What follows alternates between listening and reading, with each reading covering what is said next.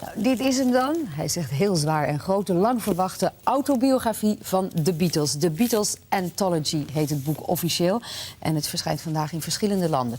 De verwachting is dat er wereldwijd 20 miljoen exemplaren van worden verkocht.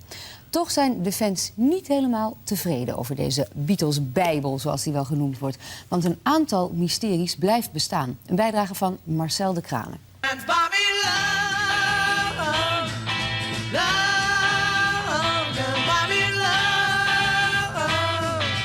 Wat is de eerste indruk? Zwaar en veel. Heel veel. Echt, ik denk dat... ik moet er nog in gaan bladeren. Maar het is zeker ongelooflijk veel beeldmateriaal. Als je het openslaat, zie je eigenlijk alleen maar foto's. Groot en zwaar. Ik bedoel, dat is natuurlijk de eerste indruk die je natuurlijk hebt. Ik bedoel, dan ga je doorbladeren en dan stoor ik me eigenlijk gelijk aan het detail wat ik gelijk zie. Dat er dus tekst dwars door een foto heen gegaan is. En dat is soms heel extreem doorgevoerd, dat je bepaalde dingen gewoon niet kan lezen. De Beatles Anthology moet de Beatles-bijbel zijn. Maar sommige vragen blijven onbeantwoord. Zo is er het mysterie rond Pete Best. Waarom is Pete Best weggegaan? Pete Best was een van de drummers van de Beatles, de drummer voor Ringo Starr.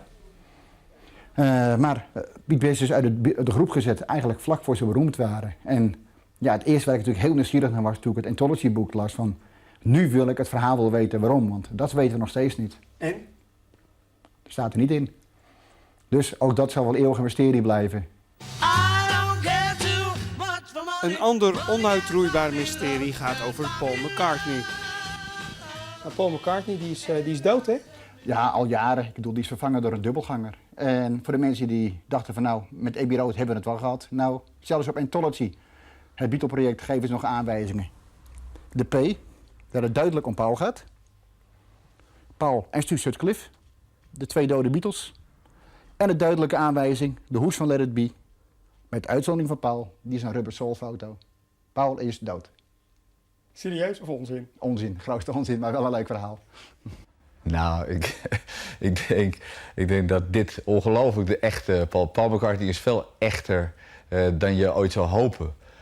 Ik vind Paul McCartney als iemand die het mysterie... of laten we zeggen het hele bijzondere van de Beatles vaak ontnuchtert.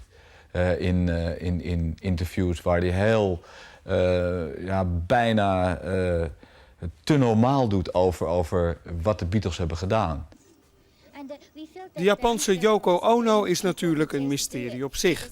Maar heeft zij ook het einde van de Beatles betekend?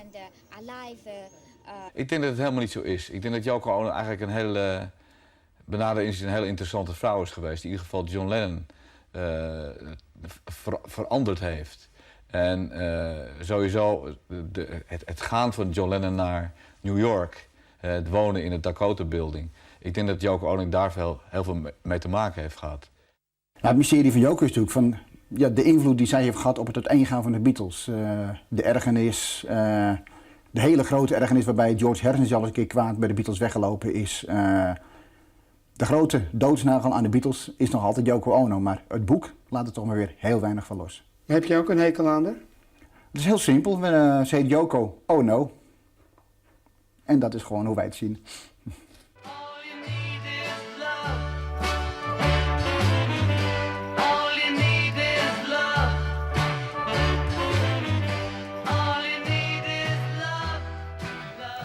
Ja, het is het leven toch makkelijk als je het zo simpel kan bekijken, hè?